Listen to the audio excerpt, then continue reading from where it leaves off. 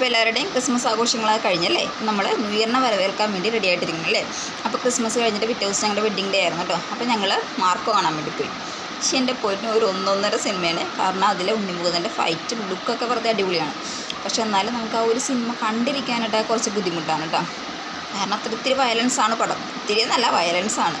പക്ഷെ എന്നാലും ഉണ്ണിമുകുന്ദൻ ഭയങ്കര എഫേർട്ട് എടുത്തിട്ട് ചെയ്തേക്കുന്ന സിനിമയുണ്ട്. കാരണം പുള്ളി ആ ഒരു ക്യാരക്ടർ വെറുതെ അടിപൊളിയായിട്ടാണ് ചെയ്തേക്കുന്നത്. കാരണം ഒരു മലയാള സിനിമയിൽ ഇങ്ങനെ ചെയ്യാമെന്ന് പറഞ്ഞാൽ ചെറിയ കാര്യമുള്ളതെന്ന് എനിക്ക് തോന്നുന്നു. കാരണം വേറൊരു സിനിമയില്ല ഇത്രയും ഫൈറ്റും കാര്യങ്ങളായിട്ടുള്ള മലയാളത്തിൽ വേറൊരു സിനിമയില്ലെന്ന് തോന്നുന്നു.